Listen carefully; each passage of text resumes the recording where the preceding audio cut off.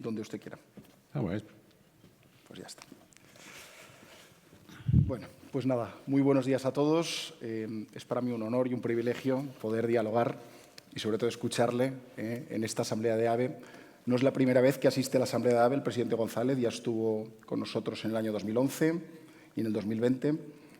Va a ser un diálogo sencillo. Yo le voy a provocar algún tema por si él quiere estirar de ahí y a partir de ahí, si hay algún tema que nos interesa adicionalmente, lo sacaremos, pero creo que usted tiene ganas también de contarnos cosas y hacer propuestas, ¿no? Decía que estuvo con nosotros en el 11 y por abrir un poco de fuego, y habló de avanzar en la descentralización, pero con una racionalización de la propia Administración. Fue un tema que nos propuso en el 2011.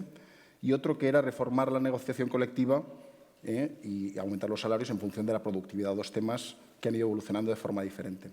Y en el 20 hablaba de diálogo y consenso para frenar la inestabilidad y que la sociedad civil pegara un paso al frente para marcar a los políticos, por medio de una expresión, en temas como era la renovación del Consejo General del Poder Judicial o alguna persona que estaba ocupando el CRI en aquel momento, ¿no? Eso es lo que nos dijo hace tiempo. Yo quería abordar tres bloques. Uno nacional, donde podamos hablar de lo que pasa en España y, en concreto, lo que ha pasado aquí en la Comunidad Valenciana con la DANA. Un segundo bloque que sería internacional y saber qué está pasando en el mundo. Y un tercer bloque que va más centrado en el papel del empresario en la construcción de la sociedad, ¿no? Presentarlo a usted es una osadía, pero yo creo que tanto su papel de presidente del Gobierno de España, el presidente más longevo que hemos tenido, como su papel también en la construcción europea es de rabiosa actualidad y nos va a permitir pues eso, aprender un ratito de usted, ¿no? Le diría, empecemos por España. ¿Qué está pasando en España, presidente, en estos momentos? Nosotros en AVE siempre hablamos de que hay una excesiva polarización provocada como estrategia política. No lo sé. ¿Eso es así? ¿Lo ve así? Si quiere, empezamos por ahí. Sí, ¿por qué no? Cualquier punto. Buenos días, presidente. Buenos días a todo el mundo. Encantado de volver a estar por aquí. Algunas de las cosas que decía en 2011 las repetiría ahora. Vamos a ver. Soportamos una polarización de arriba a abajo, no de abajo a arriba. No es la sociedad la que se enfrenta, es la política la que está enfrentando de arriba a abajo a los ciudadanos. Y esto se nota en todo. Y en un momento tan dramático como el que hemos vivido de la DANA, que no puede pasar ni siquiera un minuto pensando en Valencia sin pensar en la DANA, habría que hacer un reconocimiento al presidente de la comunidad, un reconocimiento inicial. La DANA, con todo su dramatismo, hay que verla primero como un fracaso de la política. En general, perdón. Eso no quiere decir que la política provoque la DANA, sería absurdo. Nos recuerda que la naturaleza es más fuerte que nosotros y además tiene más memoria que nosotros. Entonces, interactuar con la fuerza de la naturaleza necesita un sentido de la responsabilidad, de la visión de largo plazo, etc. Pero lo que venía a decir esto de la polarización, dentro de este coloquio siempre me preguntan, ¿se acabó el bipartidismo? Como si el bipartidismo fuera un invento. Cuando yo me presenté a las primeras elecciones, había 420 siglas. Y la gente decidió lo que decidió. Pero es que lo que me asombra es que 45 años después sigue habiendo centenares de siglas.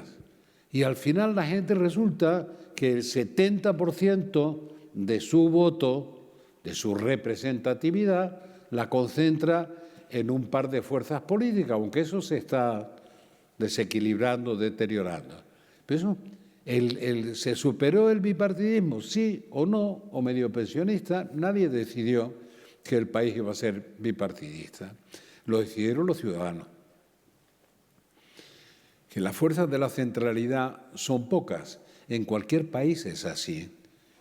Que la polarización no es una polarización de abajo arriba como lo fue en la sociedad española de la República y previa a la República, que realmente había una polarización y un enfrentamiento social. Ese enfrentamiento social hoy es entre los políticos, no es entre los ciudadanos. Hace un momento lo comentábamos en pasado, y hay un buen amigo al que le tomo siempre la frase: los ciudadanos prefieren ser hijos de la democracia y no nietos de la guerra.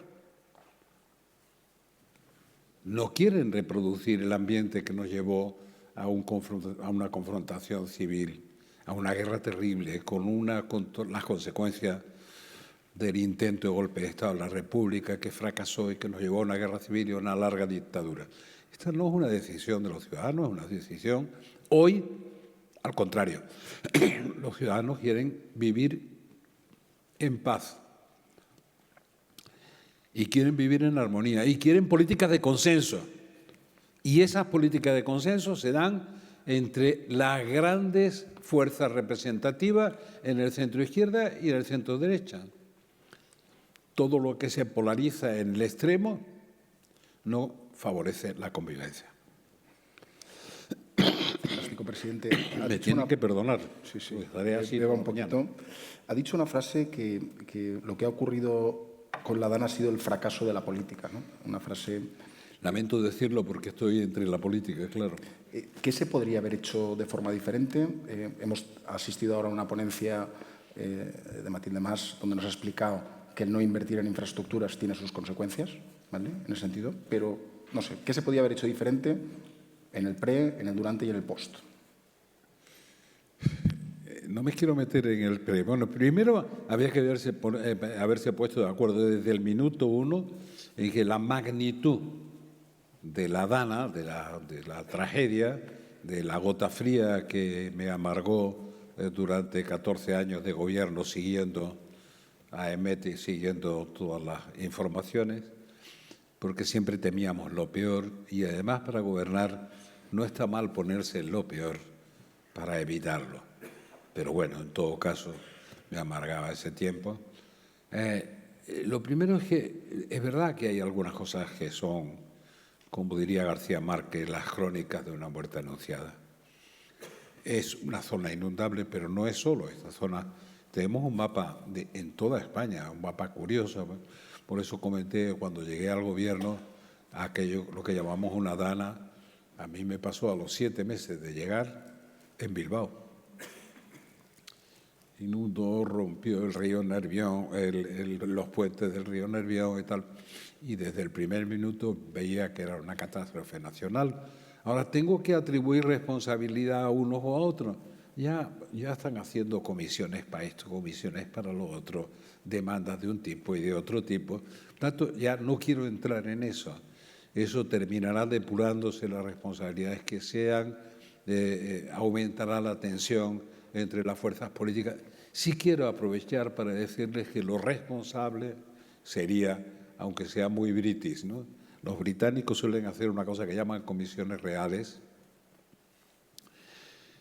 Yo diría que deberíamos de hacer una comisión de Estado, ponernos de acuerdo en que una comisión de Estado, después de haber oído la intervención previa sobre el desarrollo de las infraestructuras, y en esa comisión de Estado debería ser una comisión fundamentalmente de técnicos. Es que los técnicos se van a poner de acuerdo, les va a costar ponerse de acuerdo, porque incluso desde el punto de vista técnico hay distintas perspectivas, pero deberíamos hacer una decisión de Estado, de todas las administraciones, para que un grupo de gente técnica especializada, desde ingeniería de monte hasta urbanistas, pasando por lo que quieran, por todo trabajaran durante un tiempo para presentarnos, no digo un libro blanco sobre lo que hay que hacer, sino un proyecto que nos obligue a reparar algunas de las cosas que no hemos reparado sabiendo que eso nos podía venir encima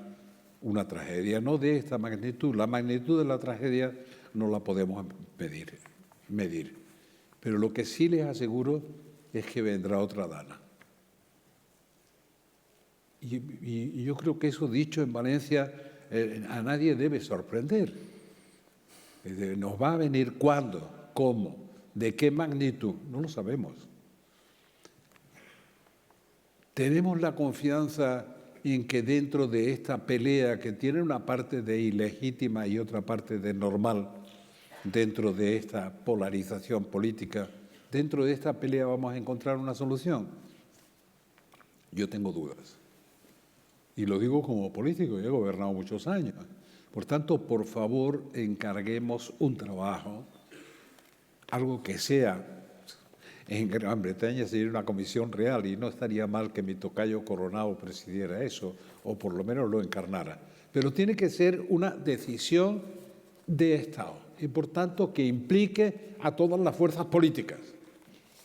Y, por tanto, que genere un estudio diciendo qué obras de infraestructura hay que hacer con la mayor urgencia posible para intentar evitar que se nos venga encima otra vez el problema. Y empecemos a buscar de quién fue la culpa.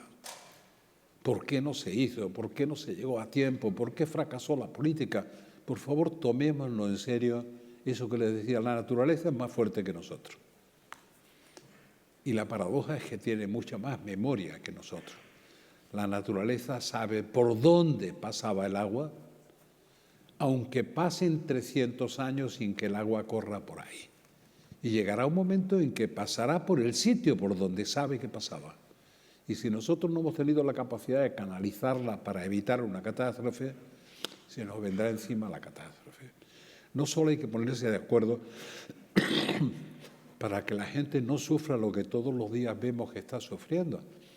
No, imagínense lo que se ha perdido en vidas humanas, lo peor, pero lo que se ha perdido en todo, en documentación. ¿Cuánta gente va a encontrar la documentación? Los papeles que dicen la gente del pueblo para justificar esto o lo otro. Incluso eso, yo eso solo lo sugiero. Lo otro me parece que es obligatorio. Incluso en eso podrían y deberían haberse puesto de acuerdo las administraciones para crear oficinas únicas donde pudieran acudir todas las reclamaciones en todos los niveles, desde el nivel local hasta el nivel general del Estado, pasando por el nivel autonómico, y donde pudieran acudir sabiendo que a la gente le va a faltar papeles. Si eso es de lo que se ha destruido, si se han destruido los recuerdos de la familia, no solo la vida de la familia. Por tanto, para canalizar una respuesta así, para saber que una parte de la ayuda podría ser a través de préstamos, pero otra parte de las ayudas tienen que ser subvenciones, y subvenciones directas. Si la gente se ha quedado sin nada, ¿de qué le vale que le ofrezcan un crédito si no puede atender ni siquiera a reponer lo que tiene? Por tanto, como esto yo debería hablar más de la política general, les diré, la polarización no viene de abajo arriba, viene de arriba abajo. La polarización nos está matando, sí, la convivencia. Lo más preciado que tenemos es la convivencia. Hemos tenido el primer ciclo de nuestra historia en 2 siglos de convivencia en paz y en libertad. Y quien no luche por preservar esto estará traicionando nuestro pasado y nuestro futuro. Pues le iba a preguntar por el bipartidismo, que ya lo ha tratado usted directamente, pero aprovecho este final que ha hecho, porque yo creo que desde la sociedad civil estamos viendo cierto ataque a las instituciones, cierto desprestigio de las instituciones, y esto nos lleva a todos a decir algo muy grandilocuente que me gustaría saber su opinión, que es, ¿está la democracia en peligro en nuestro país? Si fuera solo un problema de nuestro país, a lo mejor nos tendríamos que estar torturando. Sí, está retrocediendo los valores democráticos. Vamos a ver, gobernar es dar previsibilidad para los demás, para los ciudadanos, para los actores económicos. Tiene que hacerse previsible. En un momento como el que vivimos, no sabemos lo que va a pasar mañana. No digo lo que va a pasar el año que viene. Dice que ahora es el momento en el que hay una oportunidad de discutir los presupuestos. Por poner un ejemplo. Porque dice, no, es que está siempre en contra del gobierno de Sánchez. Me dicen a mí, de Sánchez, no es verdad. Estoy de acuerdo con la posición en Ucrania. Que me lo recuerden una y otra vez, que estoy de acuerdo. Y no estoy de acuerdo con Trump, que digan que no. Ahora, con lo que no puedo estar de acuerdo es con que digan que vamos a negociar los presupuestos. Siempre llevo la Constitución en la maletita, siempre, un ejemplar de la Constitución. ¿Sobre qué presupuesto vamos a discutir? el gobierno gobierna y su previsibilidad son los presupuestos que cada año presenta. Algunos además tienen trascendencia más allá de un año. Y los presupuestos se presentan de acuerdo con la Constitución, con esta, la que nos rige, 3 meses antes de acabar el año, el pasado. Dice, vamos a discutir los presupuestos. ¿Qué presupuesto vamos a discutir si no hay presupuestos? Entonces, todo lo que se haga generará desconfianza y tensiones. Ahora aparece el señor Junqueras diciendo cuánta quita le van a hacer de una deuda. Pero naturalmente, como no se quiere quedar atrás el fugado de Waterloo, pues dice, no, eso no es la quita que necesitamos no 17, sino 70.000. ¿Y por qué no 700.000? Y de pronto dice, no, pero para todo el mundo va a haber esto. A ver quién se opone a que le quiten. Entonces, quitar deuda a una comunidad autónoma no significa quitar deuda a los españoles. ¿Se entiende bien esto? ¿Sí? Es cambiar la deuda de aquí a aquí, pero no es quitarla. ¿Y que a algunos le vendrá mejor? Claro que sí. Lo mismo que descentralizar, que ya les decía en 2011, no es centrifugar el poder. Descentralizar, se descentralizan las competencias para hacerlas más eficientes. El poder no se descentraliza. Si queremos tener un proyecto de España, un proyecto de país, por tanto, yo he estado siempre en favor de la descentralización y en contra de la centrifugación del poder porque nos perdemos. Por tanto, ¿cuánto quita le van a ofrecer a la Comunidad Valenciana? Bueno, entraremos otra vez en una subasta. La Comunidad Valenciana está infrafinanciada hace mucho tiempo. Y hasta que no se arregle de verdad, pero como no se arregla la financiación de las comunidades autónomas, la financiación, vamos a tener el problema de en cuánto está infrafinanciada. ¿Cuánto le van a quitar ahora de deuda? No van a quitar nada de deuda o de interés de la deuda. No digo a la Comunidad Valenciana, a nadie. Es mentira. La deuda nos la vamos a tragar. La vamos a pagar de una manera o de otra. Me da igual, pero nos la vamos a tragar entre todos. Por tanto, es casi, volvería atrás y haría una apelación a lo contrario. Se tienen que poner de acuerdo las grandes fuerzas políticas para no dejarse arrastrar por las demagogias perfectamente explicables, no digo justificables, de los pequeños. Sí, se tienen que poner de acuerdo. Y si no se ponen de acuerdo, esto no tiene arreglo. Sea lo que sea, para hacer una reforma fiscal, para hacer unos presupuestos, repito, no hay presupuestos, no hay que discutir de presupuestos. ¿Cómo vamos a hacer unos presupuestos? Empezando por saber cuánto tenemos que pagar a uno, a otro y a otro y a otro. Y una vez que sepamos cuántos compromisos de pago tenemos, por una u otra razón, vamos a ver con qué ingresos vamos rellenando esos pagos. O hay una racionalización en la presentación de un presupuesto, que cualquier empresario sabe lo que es presentar un presupuesto. Hay una racionalización a la que uno se pueda ajustar. Por tanto, vamos a ver, los gobiernos deben dar previsibilidad. Digo, los gobiernos. Y en este momento no nos dan previsibilidad. Y como no nos dan previsibilidad, nos producen inquietud. En esta lotería o subasta o reparto, yo he sacado tanto y yo más tanto y yo menos tanto y tal. Digo, pero entre todos, ¿qué sacamos? Es particular la situación de la Comunidad Valenciana. Y debo añadir a continuación, yo tengo bastante confianza en el carácter de los valencianos. Bastante. Y es también fruto de la experiencia. Capacidad e iniciativa tienen mucha.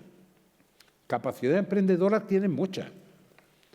Facilitarles la vida es hacerse un favor a sí mismo. Cuando llegué al gobierno, pensé que iba a crear 800.000 puestos de trabajo. Perdí 800.000. Y en el siguiente año Llegué a una conclusión muy sencilla. El empleo lo dan los empleadores. Perdón. Y cuando no hablé de empleo, se crearon 1.400.000 empleos. Yo estaba calladito, porque yo no era el que creaba. Algunos creen que crean empleo con el Boletín Oficial del Estado, y algunos se crean con el Boletín Oficial del Estado, pero no es verdad.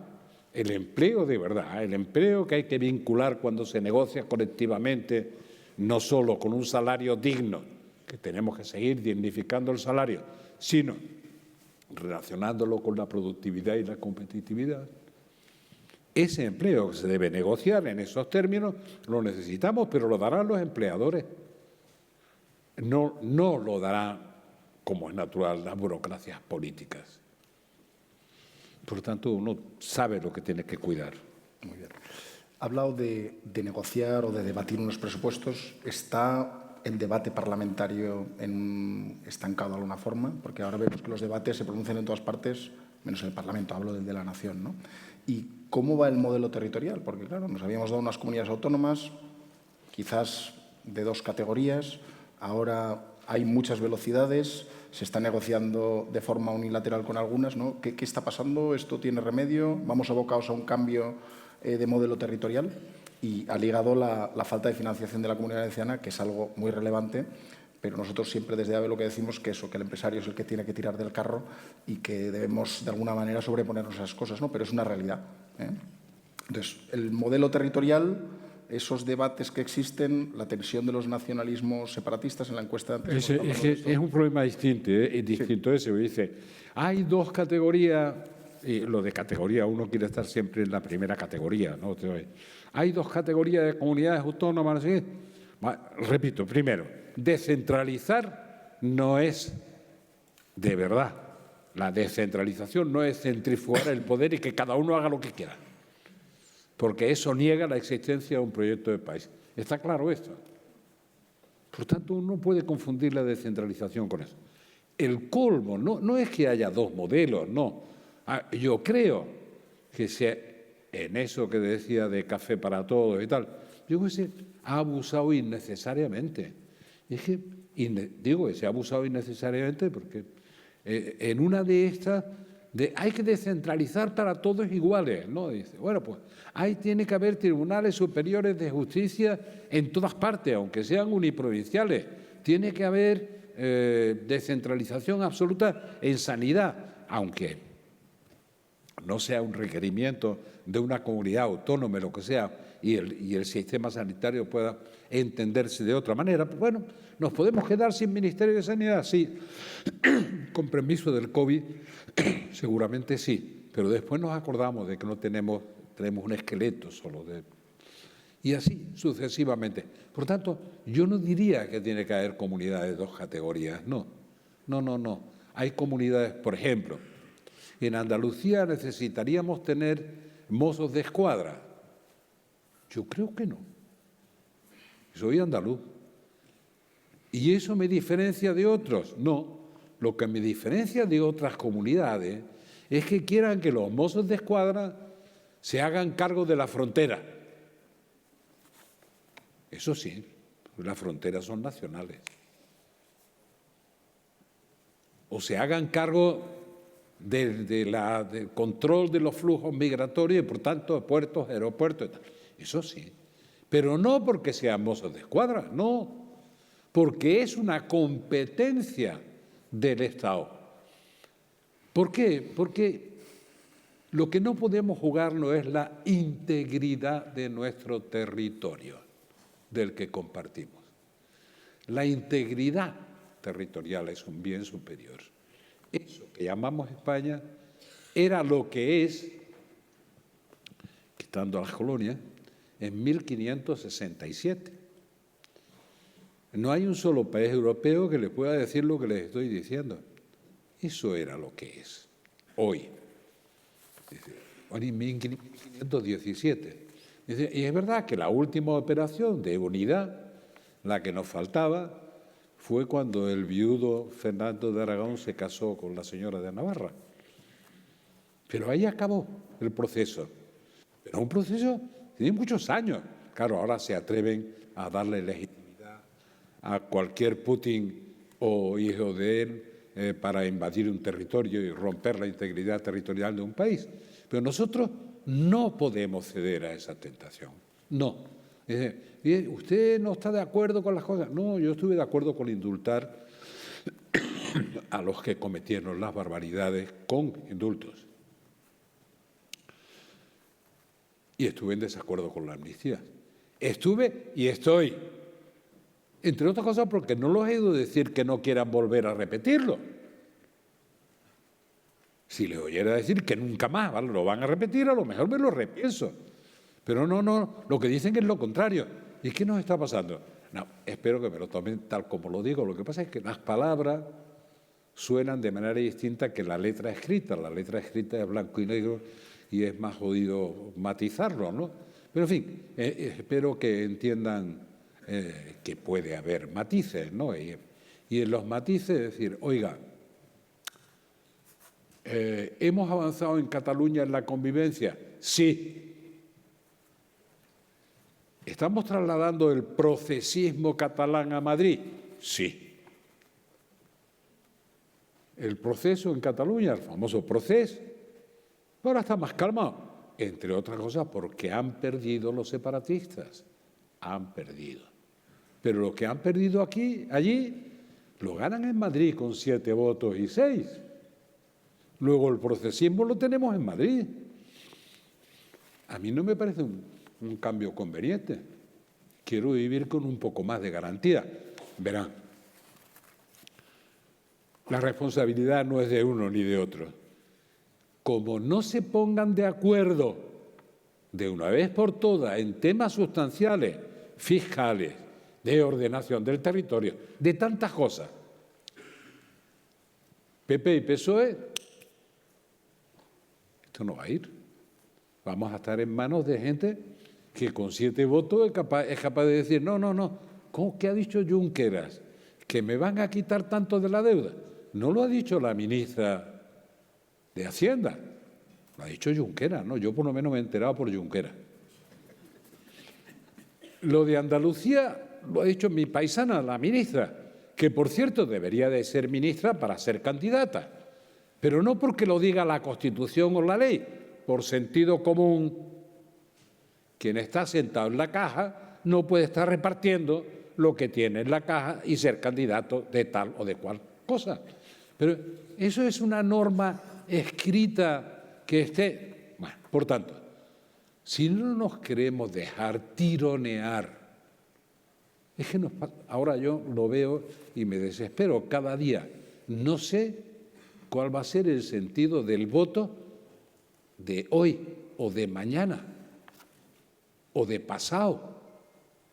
Los gobiernos tienen que ser previsibles en el corto, medio y largo plazo. Pero si no se pueden ser previsibles para la semana que viene, ¿cuándo va a haber una ley del suelo? Se han vuelto a echar atrás la ley del suelo.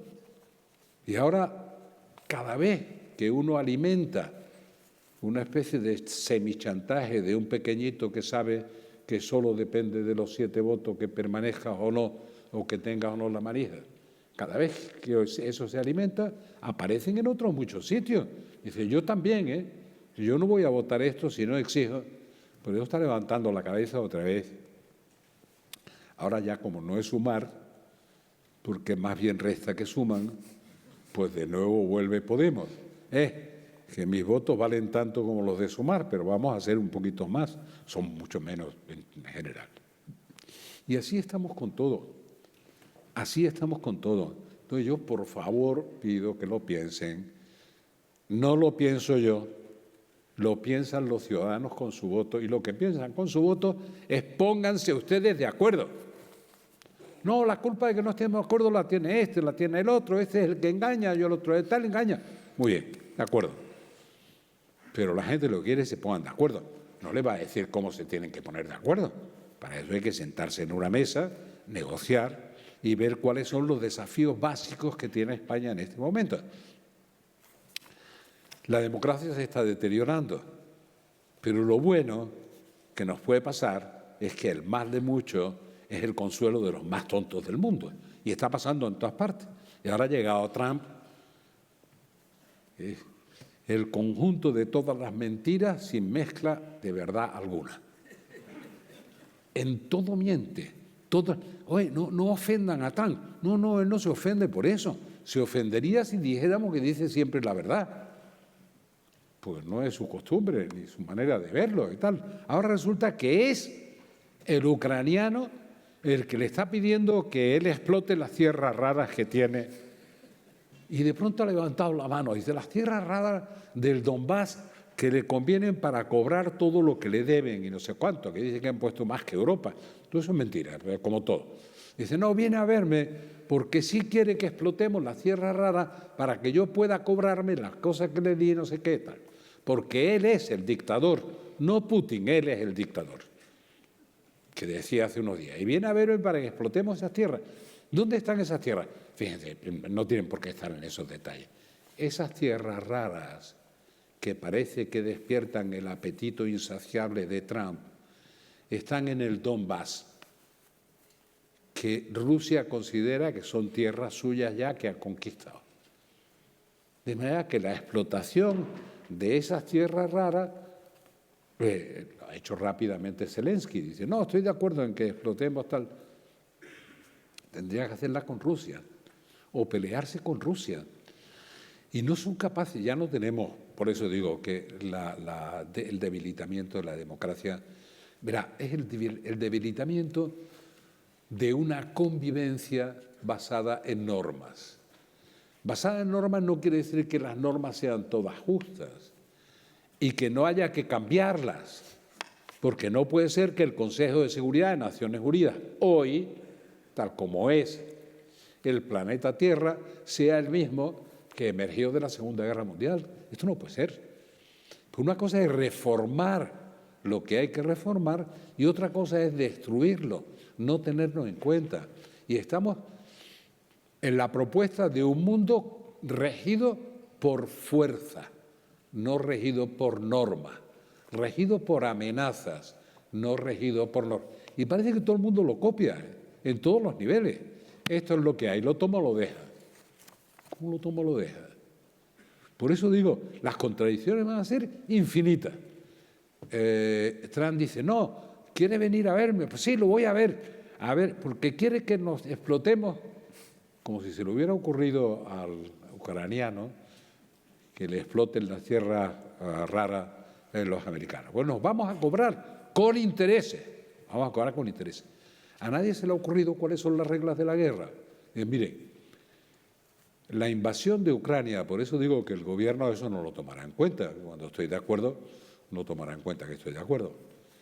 La invasión de Ucrania es una invasión absolutamente ilegal, de una brutalidad propia del siglo XIX, de una Rusia que puedes considerar o zarista o estalinista, en manos de un autócrata como Stalin. Este le dice que Stalin es amigo suyo, Putin es amigo suyo, y que el autócrata, el que no es demócrata, es Zelensky. Bueno, la Federación Rusa, lo diré una vez más porque ahora eso lo vamos a sufrir y seriamente, es el territorio más extenso del planeta en un solo Estado, la Federación Rusa, el más extenso, el que tiene más recursos naturales de todo el planeta. Es verdad que tiene un Producto Bruto poquito menor que el de Italia. Imagínense lo que significa la cleptocracia que gobierna en la Federación Rusa, teniendo esa inmensa riqueza.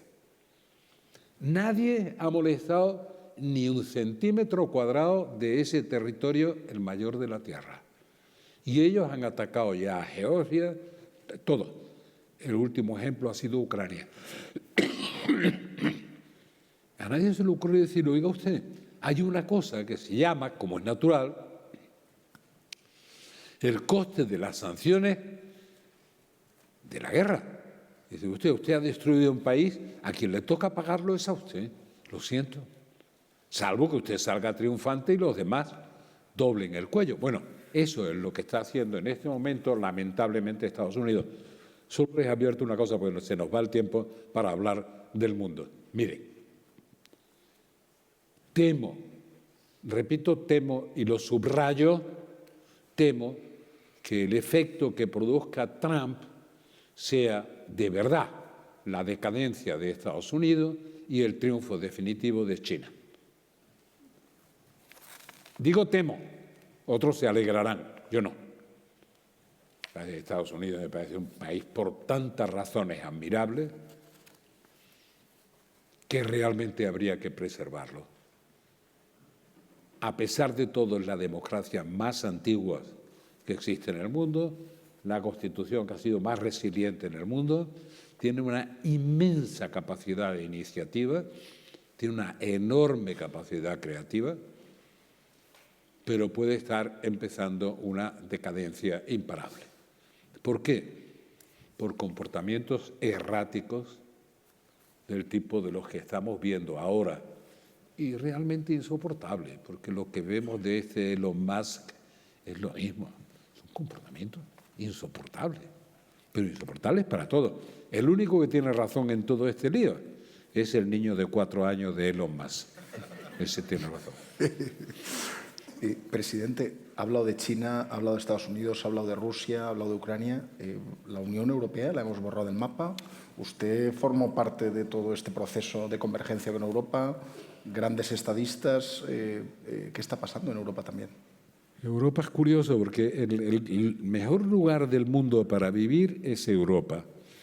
Pero eso, lo curioso es que eso ocurre justamente en los lugares que están en proceso de decadencia sin querer aceptar que están en proceso de decadencia. Y Europa está en proceso de decadencia. Europa está como, diría Pedro, dice, como los que miramos al suelo para no tropezar ya, para saber dónde ponemos el pie, porque si nos tropezamos... Pero claro, como estamos viejos, y lo primero que hace un viejo es mirar al suelo para no caerse, Europa está vieja, está todo el tiempo mirando al suelo, nunca mira al horizonte, que es lo que suelen hacer la gente joven. Europa está en crisis, sí, está en crisis. Ahora, como la fuerza ahorcan, ahora se dan cuenta de que tiene que tener un sistema de seguridad y defensa que no dependa del capricho de Trump, sino que dependa en parte de su propio esfuerzo, en una buena parte de su propio esfuerzo.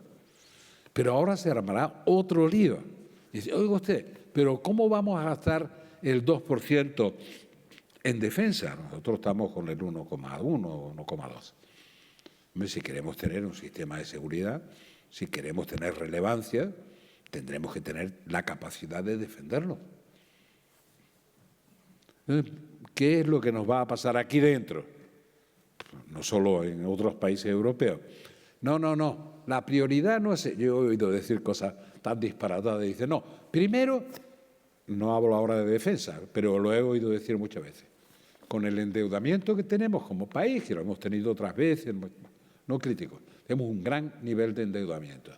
Primero se paga la sanidad y después veremos cómo se paga la deuda.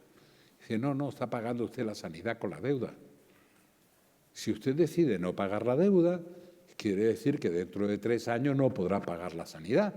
Así que no haga trampas en el solitario. Diga que usted va a afrontar con seriedad y con rigor cuáles son los ingresos que tiene para ver los gastos. Por tanto, Europa está en crisis. Hay 2 informes interesantes. Uno de Enrico Letta, con el que estaré dentro de unos días, que ahora está viviendo en Madrid, que es una cosa tan sencilla como esta. Dice, bueno, si Europa no da un paso más para completar su mercado interior, no uno menos, uno más, y tiene un mercado de capitales de verdad, ¿qué es lo que nos ocurrirá el año que viene y el otro y el otro? Hay unos 350.000 millones de euros que cada año del ahorro europeo, que cada año se van a invertir a Estados Unidos.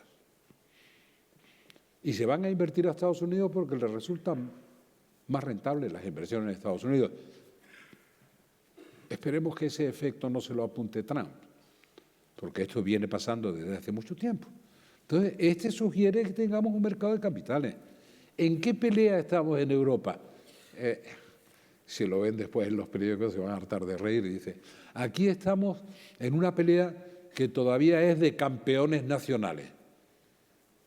Ahí tenemos por lo menos un campeón europeo que compita con Google, que compita con Microsoft, que compita con algunas de las grandes plataformas, aunque sean las chinas. Pues no, aquí queremos cada país. Y muchas veces dentro de nuestro país hay peleas localistas, ¿no? Tenemos que tener un espacio financiero, un espacio de movimientos de capital, un espacio de iniciativa que sea por lo menos del tamaño de Europa. ¿Saben ustedes lo que es Europa? El 6,5% de la población mundial. La edad media no es la mía, pero casi. El 6,5% de la población mundial. En el rincón suroccidental de Eurasia. Todo lo demás es Eurasia. Y siendo tan pocos y estando tan mayores, no tenemos ni siquiera la sabiduría de saber que tenemos que estar juntos. Que juntos sumamos algo. Y podemos competir, podemos sobrevivir, podemos hacer iniciativas emprendedoras interesantes, separados, peleados y diciendo, porque hay muchos que dicen, yo hago política europea cuando me conviene, cuando no, no.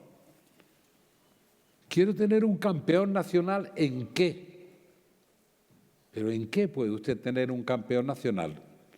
No sé, a lo mejor tenemos un campeón nacional a nivel europeo en un juego de petanca, que a mí me gusta la petanca. No somos capaces de comprender que la decadencia de Europa consiste en eso. Y hay otro informe, uno el de Letta y otro el de Draghi, y ambos coinciden en que tenemos que completar esa arquitectura interior europea para poder ser representativos en el mundo. ¿Es fácil? No, no. Cualquiera, el austríaco, levanta la mano o saluda, como hemos visto que saludan estos así. Da miedo verlos, ¿no? Cuando saludan, menos mal que se da un golpe en el pecho a la vez que levantan la mano. Pero bueno, uno es capaz de frenar ese proceso. Europa está debilitada, con poca capacidad de respuesta ante los desafíos que tenemos. ¿Es posible responder? Sí. ¿Es un problema solo de juventud? No. Yo soy un viejo. Algunos creen que eso no es bueno decirlo. Yo creo que sí, yo soy un viejo, bastante viejo. Pero soy un viejo con una cabeza mucho más joven que la mayoría de esta gente que cree que pueden hacer campeoncitos nacionales y estas tonterías, que van a hacer los que sobresalgan en tal o en cual. Así que Europa está en decadencia, tiene que frenar su decadencia, tiene que gastar más en defensa, tiene que tener una política de seguridad y defensa basada en su propio esfuerzo y tiene que hacer campeones europeos y no solo campeones nacionales. Presidente, en el bloque internacional, yo sé de su vinculación y su apuesta por Latinoamérica, ¿no? El vínculo entre España y Latinoamérica. No sé si hemos perdido también ese tren un poquito. Yo sé que también Trump volverá a la famosa doctrina Monroe América para los americanos, ¿no? Y que no le gusta que juguemos un papel ahí. Y luego otro que no me resisto a preguntarle sobre el conflicto en Gaza, Israel, Palestina, como está aquello que también lo tenemos muy cerca, ¿no? Los dos conflictos bélicos más relevantes que hay en estos momentos los tenemos muy cerca y parece que les damos la espalda, ¿no? No, de América Latina nos hemos olvidado. Bueno, no digo que hay algunos que nos han olvidado, que andan por ahí repartiendo discursos de plurinacionalismo y cosas de este tipo, ¿no? Pero como país nos hemos olvidado. Ahora incluso nos vamos a retirar como grandes empresas. Telefónica se está yendo de Argentina, puede que se quede en Brasil, pero está yendo desinvirtiendo, en fin, los problemas que hay, que son muchos. Yo quiero decirles algo que forma parte de mi identidad iberoamericana. España es algo más que su población y su Producto Bruto por América Latina.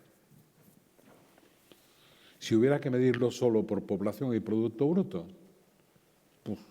Digo, pues sería como mucho como Holanda, aunque tenga menos población Holanda, pero tiene más producto per cápita.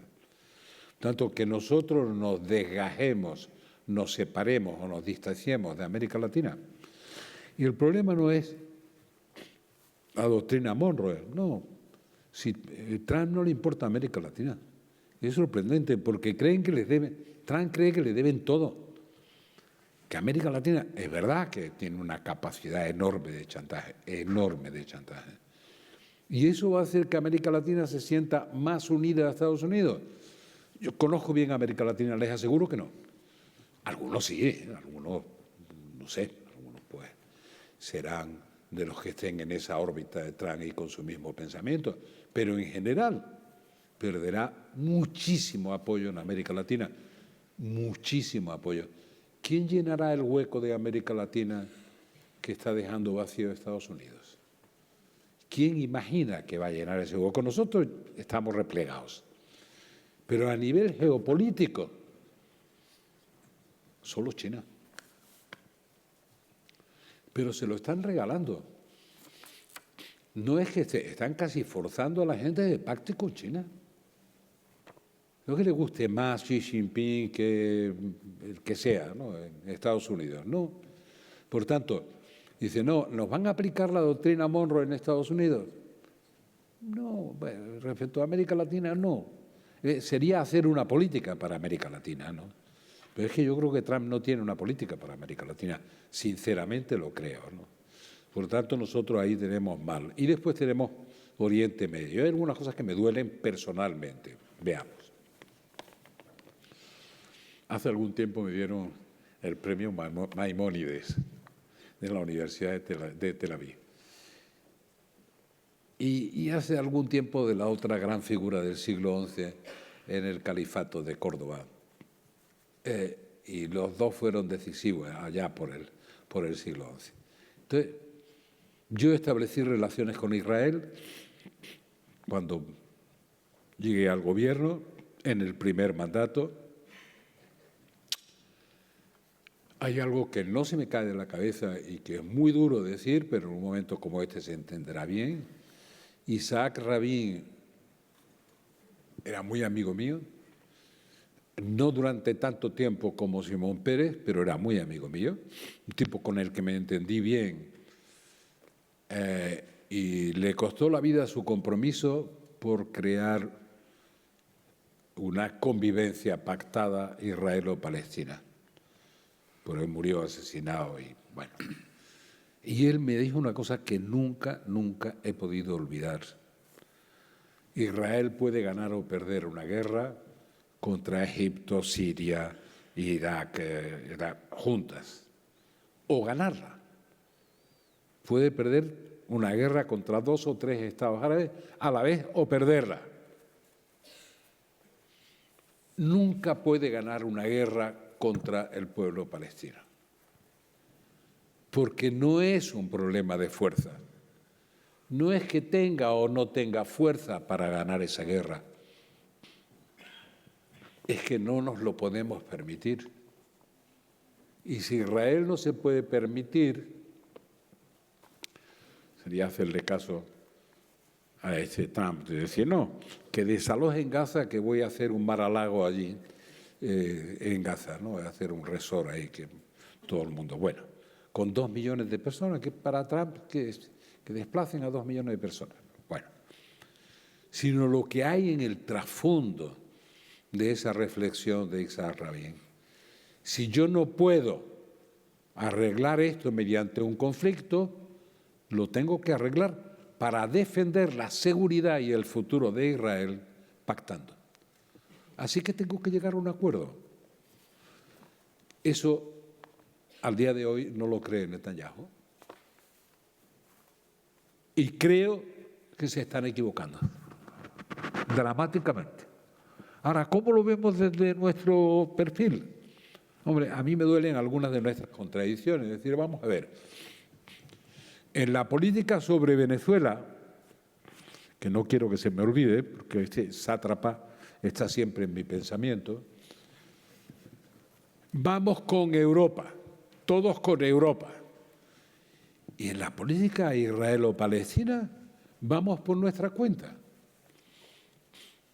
¿No será más lógico al revés? Que tengamos una cierta voz cantante para decir que no podemos perder la democracia en Venezuela, para decir de 30 años más tarde, tuvimos que aprovechar aquella oportunidad. ¿Será tan difícil que le pidan las actas, todos mis compañeros que le pidan las actas a este tipo que se ha instalado en el poder, que detiene a 2.000, dice, no, es que hay algunos que sacan preso? Pues sí, es verdad, y la familia lo agradecen. Y además da igual, porque para Maduro tener 2.000 presos es como tener una mercancía intercambiable, ¿no? Él entrega unos pocos, recoge otros pocos y así sucesivamente. Por tanto, tenemos una política para Oriente Medio propia, independiente, y tenemos una política para un país como Venezuela, que es una política europea. Cuando los europeos, en general, cuando se trata de un país de América Latina, no van a hacer lo que nosotros digamos, pero primero escuchan lo que decimos. Y una vez que saben cuál es nuestra posición, definen la suya. No les obligamos a nada. Pero ese poder lo hemos perdido. Es que lo hemos ganado en otra parte. Los europeos van a hacer lo que nosotros digamos respecto de Gaza, Israel. No parece, ¿no? Por eso esos son errores, en parte son errores que cometemos, no solo como gobierno, porque la posición respecto de Ucrania me parece absolutamente correcta, y sin embargo la posición ahí es una posición, no sé ni siquiera cuál es la razón de fondo, pero una posición que no se entiende, no porque no se esté de acuerdo, no puede liquidarse el tema palestino diciendo, como dice Trump, que se lo lleven a otra parte. Ni con el gran Israel, que dicen algunos de los sectores más, que es lo mismo que decían algunos de los socios del gobierno, seguro porque no entienden nada. Desde el Jordán hasta el mar, todo es Palestina. Una ilustre representante del gobierno. Pero lo decía de mala fe, no. Lo decía desde la ignorancia más lesiva para nuestros intereses que uno puede imaginar. No sabe de lo que está hablando, pero lo dice con un aplomo que da la impresión de que sabe algo. Bueno, pues, entonces estoy muy preocupado por el conflicto israelo-palestino, sí, le veo pocas salidas, sí, y menos ahora con la política de Trump. Porque Trump cree que puede obligar a Jordania a llevarse a más palestinos, porque Jordania, el 65% de la población es palestina.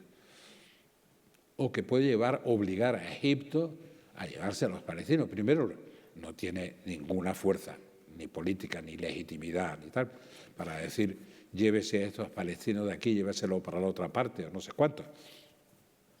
Y segundo, porque probablemente Trump no comprenda que importa no solo que los países respondan a parámetros democráticos, que algunos de estos no responden a parámetros democráticos, pero sí que estén preocupados por la opinión pública.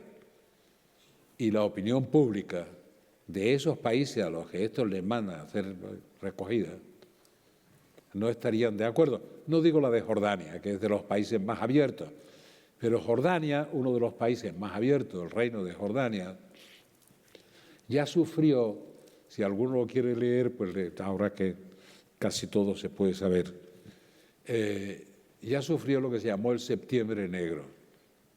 1970, Septiembre Negro, la revuelta palestina, cuando plenamente consciente de que ya eran el doble que la población jordana originaria, creyeron que siendo el doble deberían tener el poder. Y el rey Hussein de Jordania dijo, no, esto es Jordania. Y se produce la primera salida masiva de palestinos hacia Líbano. Y desde entonces no hay estabilidad en el Líbano. Septiembre 1970. En fin, Los que no nacimos ayer tenemos memoria y además no queremos perderla, ¿eh? Porque el que pierde la memoria repite los errores que nunca debió cometer. Presidente, a mí se me ha pasado volando. Tengo aquí como millones de preguntas más que hacerle, pero yo creo que también tenemos que ir acabando. Espero no haberle interrumpido mucho y que la audiencia haya podido disfrutar de sus reflexiones. Se me queda la parte de los empresarios, el papel en la sociedad civil, pero bueno, yo creo que hasta aquí hemos llegado. Los empresarios ya saben que no sirven para nada. Eso. Pero hay que decirlo, ¿no? Hay que decirlo. Total, crear empleo y crear riqueza, y esto es. Casi nada. Hay algunos que confunden, algunos, pero es una cosa tan antigua ya. Lo que hay que hacer es repartir la riqueza. Yo siempre pongo un ejemplo que es muy simple, que es ejemplo de jardinero. Si usted tiene un buen manzano y para usted repartir la riqueza es trocear el manzano y repartirlo, está bien, eso es repartir la riqueza. Lo que pasa es que la reparte una vez. Así es cuidarlo y repartir el fruto del manzano. Hombre, a lo mejor estamos hablando de cosas distintas, ¿no? Para eso hay que cultivarlo, hay que hacerlo productivo, hay que desarrollarlo, etc. Entonces, muchos confunden la capacidad de generar riqueza y algunos creen que... Por eso, para no ponerme de ejemplo, le digo, yo cometí el error de creer que iba a crear 800.000 puestos de trabajo y me llevé varios años con problemas porque cuando llegué al gobierno todo el mundo me daba palmaditas en la espalda diciendo, muy bien, ánimo, por ese camino va muy bien. Pero las inversiones no llegaban, más bien se iban. Hasta que no tuvieron la seguridad de que las políticas del gobierno eran previsibles y que no era verdad aquello que decían de nosotros, de que íbamos a expropiar hasta la tierra de las macetas, yo no expropio ni la de las mías.